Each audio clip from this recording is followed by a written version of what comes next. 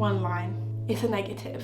I'm officially not pregnant on the first test that I've ever taken. Not pregnant. One line. Yeah, there's not even the faintest line there. Yeah, it's negative. I actually feel heartbroken. I could have sworn I was pregnant. One. Not pregnant. Oh, my heart beats so fast every single time I do this. No. Not pregnant. Not pregnant. Nope. No, it's one line, isn't it? Yeah, negative. It's worth trying. Okay. One day. There's never ever a faint line. I had such a good feeling about this month.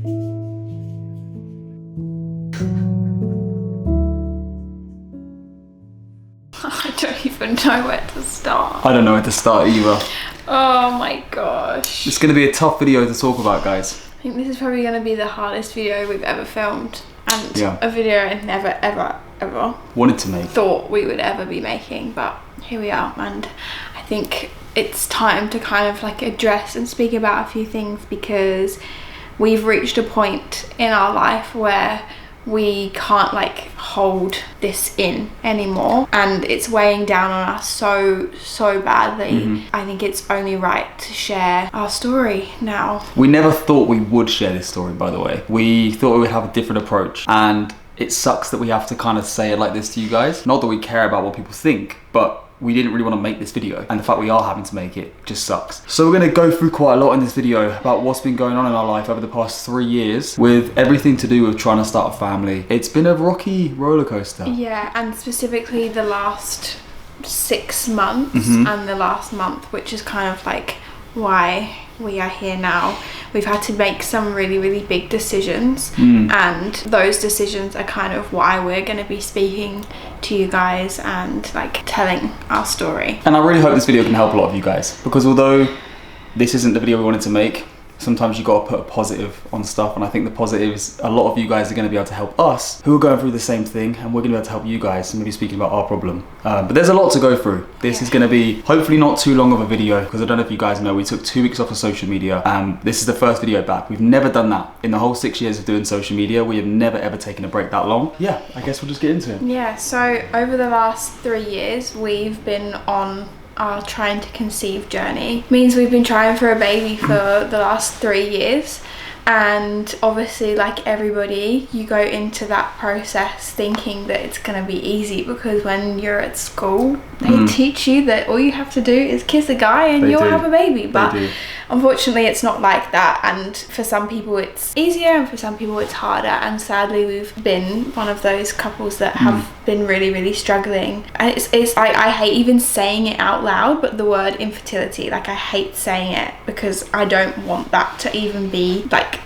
spoken. So for the last 3 years obviously we've been trying for a baby, which we've kept extremely personal. It's just been me and Harry on this journey. No friends, no family have really known up until this point, and we've kind of been like just going every single month for the last 3 years just praying that we'd fall pregnant. And it got till last year, I'd say like a year and a half ago, we thought to ourselves like, this process is taking a bit longer than what we wanted it to take, and we reached out to our first fertility doctor. Well, today's our first fertility appointment. I don't really know what to expect. I think it's more just like talking about things and getting some tests booked in. It's like definitely a good thing that it's the next step, but also confirms to me that it's like, it wasn't as easy as we thought it was. Yeah. Well, they're not going to take any tests today or anything, but No. we're going to get that all booked in and see if anything is wrong, so we can just move on to the next step. And Which I we guess never wanted that to be the case, but we didn't. it is. Just a positive thing that it's like the next step to our future baby. So, Exactly. ready? I am. Are you? Yeah. And we started having appointments with our fertility doctor, which she confirmed to us that I have, obviously I already knew I have PCOS. She also confirmed that I have endo, and the massive role in this whole situation as well is my autoimmune condition psoriasis, which obviously you guys all know already. For those of you that don't know and this is your first time seeing us, I have psoriasis and it's like covering my entire body right now. Like my arms luckily are okay, but from literally under this dress all the way down is covered in psoriasis. I pretty much have been for the last, oh my gosh, almost like 10 years of my life. And at one point we thought Rosie got rid of it. We even made a documentary and it crept back up. Yeah. It got worse. Now it's kind of got to a point where we're worried about further things like a heart. I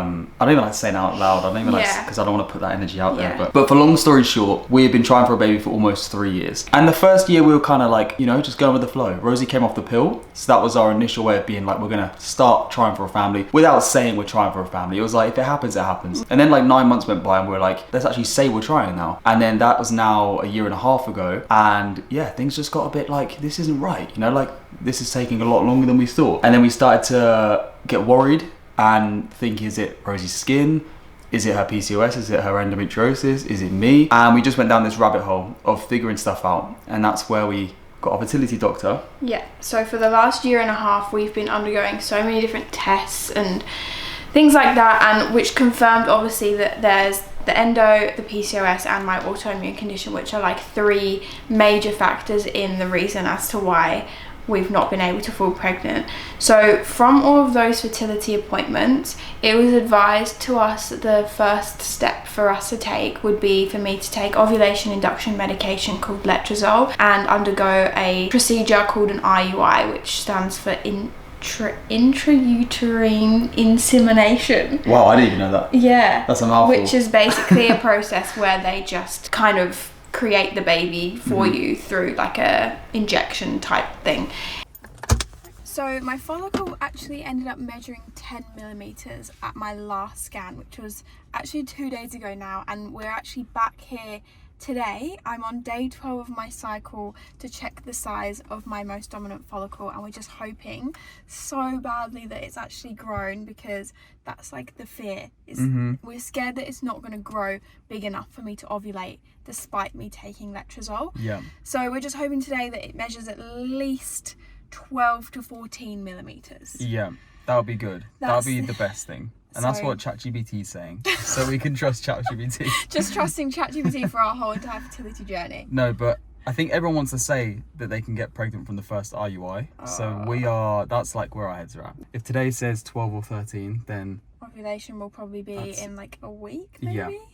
So yeah, fingers that's crossed. The update. That was kind of our first option of where we were going to be heading, and since then a lot has happened, and it's kind of led us to this point today where we just have to make a very, very big decision on what the next steps are. I also made sure I got myself ready today, so I put makeup on and made myself feel pretty just to try not to cry because I really don't want to turn up on camera and just cry, because there's been a lot of that over this last year, and but it's specifically the last 2 weeks. So I've just been a flood of tears constantly. So but we're going to touch on why in just a second. Unfortunately, the first cycle we did of letrozole didn't work. It wasn't a high enough dose for my body to even grow a follicle big enough. So our first letrozole cycle failed.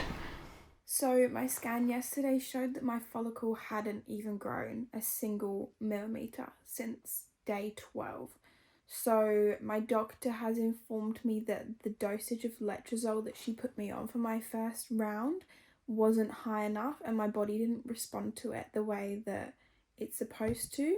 So it didn't have any effect on my ovaries and getting my follicles to produce any eggs. So unfortunately, first round of letrozole has been a fail, and we're unable to do IUI this month.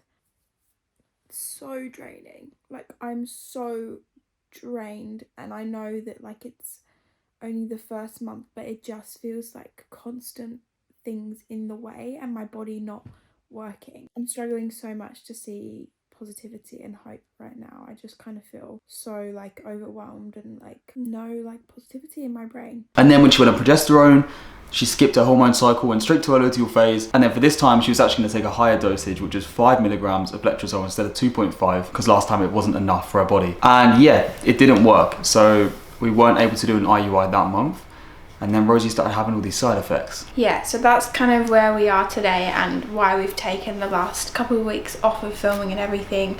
After my first round of all the fertility meds, my autoimmune condition, obviously the psoriasis, has kicked in more than it ever has in the last 3 years. So all of the synthetic hormones have unfortunately had a really, really bad effect on my body and have made me super unwell the last, probably I'd say going on for a month now. My skin is the worst it's ever been since I had like my worst flare 3 years ago. My energy, my body, everything aches. I'm just in so much pain, and my skin is just so inflamed, and it's all been because of the fertility medication. So that kind of brings us to where we are today and why we've taken this time off, because we've had to make a really, really big decision on whether we continue doing fertility treatments and IVF and go down that route, knowing that it has a really bad effect on my body and my skin, or we stop fertility medication and stop trying for a baby for a while and focus on my health with my skin, which would mean starting to take a lifelong medication called a biologic injection to actually once and for all clear up my psoriasis. And it's the only thing that like will 100% clear up Rosie's psoriasis. Yeah, and that's kind of been exactly the situation we've been in the last 2 weeks. We've had to make a decision whether we continue trying for a baby, knowing that it's going to be harming me and making my skin and my health go so badly, or stop trying for a baby and fix your psoriasis, fix my psoriasis, get her to the healthiest version of herself, and then we start trying again. Or maybe it just happens along the way and it naturally happens because Rosie's healthier. And I think a lot of the reason as to why I've potentially struggled to fall pregnant is obviously the PCOS, but also my body is so inflamed and just like so not healthy on the inside and obviously the outside from my condition. So I think everything combined has just meant that my body just doesn't want to fall pregnant and isn't healthy enough and isn't able enough to even grow a baby right now. And I think the most annoying thing is when we first started trying for a baby, Rosie could have gone on medication, but she was scared because obviously the medication could have, there's no proven if it does or not, but it could have an effect on the baby because it's like it's an intense thing you're putting in your body. So that was a worry. And then, you know, the thought goes through your head of like, oh, you know, hopefully it only takes a couple months to have a baby. And then 6 months go by, and then you're like, oh, another 6 months will be fine. Another 6 months go by, and then, you know, it gets like another year, and you're like, you kind of regret not going on the medication in the first place, but you can't look back. You have to just kind of look at it like the universe is trying to tell you that we're not going to give you a baby unless you're in the healthiest position. And a big thing that hit us, especially me, was when we had this conversation. We had 2 weeks off social media and we were deciding what Rosie needs to do next, and she's decided to go on a biologic. The reason that like it kind of sat well with us to do that was because we kind of just thought, we're trying to bring a baby into this world and it's clearly not happening, and it could be loads of things, but we're pretty convinced it's due to Rosie's endometriosis, PCOS, her skin condition being so inflamed. She's not in the healthiest body to produce a baby. So we're trying to sit here focusing on bringing a brand new human into this world. Maybe we just need to look after this human. I know, and make sure this human's okay, because she is here right now. Our baby isn't here. But also, if you're not in the healthiest body to grow a baby, is it going to make you more unwell when you are pregnant? And are you going to even enjoy your pregnancy? And that's just all the things that we don't want to have. Exactly. No one wants to have that to happen. But like, you know, Rosie's in her early 20s and she's never enjoyed the skin she's in from like, you know, 18 until now. You've not enjoyed the body you're in, and it's just so... I've just been so unwell. Like I wake up and I feel like I'm 60 years old inside my body. Like my joints ache. It's just taken over my whole life. And no girl should ever feel like that. Like, no matter what age you are, especially in your early 20s, I've said it so many times on other videos, you shouldn't feel like that. It's awful. It's meant to be the best times of your life, and now Rosie has to go through the fact that she can't fall pregnant, and it's just another thing to add to the list. The one thing, like I always said to Harry, like right before we started trying for a baby, that I feel like with everything I've been through with my psoriasis over the last 5 years, surely they're gonna bless us with and make this easy for us. And it hasn't, and it's just like, and we're trying to look at it as a sign, and we're trying to just think, you know, like, if Rosie did get pregnant, would this have a really bad impact on her? And is the universe trying to tell us this is the right path, you need to go down this right path? And now we're choosing to listen to that. I know I need to take care of my body, but I thought I would be capable. And I did too. And you still are. But we just need to get you a little bit healthier in order for that process to... I'm sure it will. I think the hardest thing to accept, and like the hardest thing that's been this in like my thought process this whole entire journey, is just feeling like I can't help but feel like my body's just a failure. And that's been like my number one reoccurring thought in my head. And I just feel like I don't look like any normal girl in their 20s because of my skin. My hormones don't work properly. I don't even have a proper cycle, and I can't even fall pregnant, and I can't help but just feel like a failure. And that's been the hardest part. That's just been what's in my head this whole time. And I know I'm far from that, but I just can't help but feel... And it's understandable. I feel like I'm letting you down, like I'm failing you as a partner, and that's just the hardest part. But I don't look at it like that. I know. I just need to try not to cry. I don't look at it like that, guys. It's everything happens for a reason to some degree. I don't believe everything happens for a reason, actually. I believe some things happen for a reason. I don't know why your skin condition happened. I think there's some positive to it. I'm hoping that one day we figure that out, but yeah, you're not failing me. I know. You're not failing anyone. It is going to happen. And we're in a very kind of weird emotional, we're not really emotional people. We're always very happy online. I mean, you guys do see the vulnerable side of our life too. If you follow us on, especially Instagram and TikTok, we show a lot of vulnerable stuff on there. We don't just show the positives of our life. Yeah, this is just something that we're kind of just like, how do we deal with this? It's very strange. We're very upbeat people, happy people. And this is just such a, I don't know, it's such a crazy thing. And for me as well, like, this isn't about me, because I just want to get Rosie healthy. And like I said to you guys earlier, like, if I could be a 26-year-old dad, but Rosie ended up being more unhealthy, then I would have been like, I wish we just didn't. Exactly. I wish we just got you fixed first. Exactly. And that's exactly what we're trying to do, is fix her, and then we just need to have the healthiest life. I know. It's only gonna be possible if we're healthy. But it's been the biggest weight on our shoulders this last 3 years, but more specifically over this last year. And we've just felt like we've held so much in that has been going on behind the scenes that we've not been able to verbalize. So it feels like definitely a big weight off of our shoulders. But I'm also like really nervous for people to just like know our business, because this has been our little like thing we've been dealing with together over the last few years. But we're very lucky that we have such a supportive fan base. So supportive. You guys just have the nicest things to say. Even in person, you guys just have the nicest stuff to say to us. Sometimes we just don't know how to get away from you guys. You talk for like 30 minutes and we're like, whoa. It's so like we're best friends. sweet. So we feel very lucky that we have that kind of support and fan base, because that's just, it's not even fan base, that's just friend base. Yeah. You guys are just our friends. But now that we've obviously shared all of this, I feel like I don't have to show up and like put on a smile even when like deep down I'm not smiling. I feel like a massive weight off my chest, definitely. But I think obviously this next chapter of our life and my life will now no longer be private, and we will be sharing every single step of the way through my next treatments, my progress with my treatments, anything it's gonna be very vulnerable. That's fertility based, yeah, and just how things progress moving forward. And it's going to be a vulnerable side of our life, which you guys are used to seeing anyway, but this is going to be kind of even more vulnerable, because we never planned on sharing this, but we're looking at this like we can help you guys or anyone else going through it. I just hope to build like a big community of people as well that are going through something similar.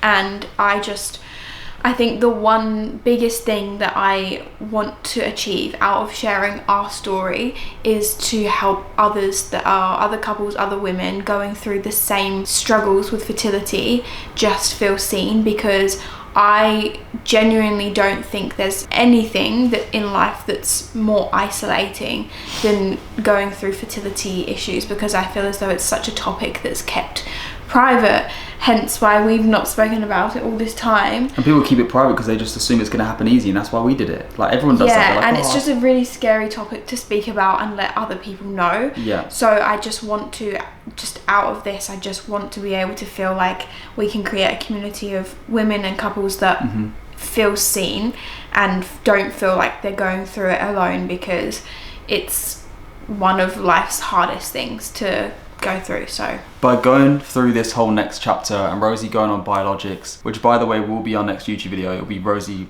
doing her biologics for the first time. We're going to bring you guys along on that. We're hoping by Rosie going on the medication, this is like the start of getting her healthy, and I'm really praying that it's just going to work out for the best and mean that we fall pregnant naturally. Yes. We don't have to touch IUI, and not that there's anything wrong with it, but I just want that for you. I want your body to be able to do something for you that you're proud of. Same. Because you haven't. Because right now I don't feel proud, and I don't Yeah. feel confident that my body can do anything, because all it has done is like let me down. And also in these next, however long it takes us before Rosie goes, oh, I think we should start trying again. If we don't get pregnant whilst you're on the medication, Yeah. hopefully that happens.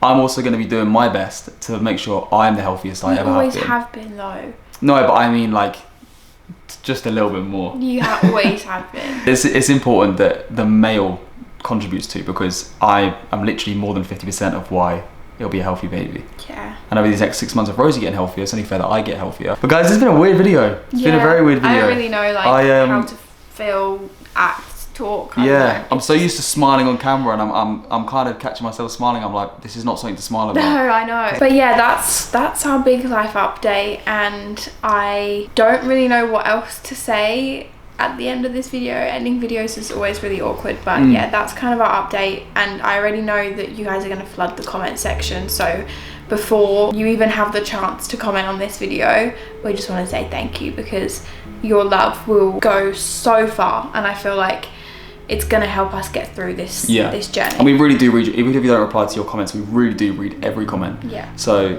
this is going to be the one time we're probably stuck to our phones reading every single comment. Yeah. Thank you for listening. We love you. I guess hopefully we look back at this video in the next 6 months to a year and we have a little baby, but for now we have our 2 dogs and they'll have to do. Daisy! Puppy! Hey baby! Hey gorgeous. Oh, she just farted. Did she just fart? Sorry about that. That's so inappropriate of you, Poppy. Oh, that stinks. Okay, oh gosh. I guess we'll end this here. Love you guys.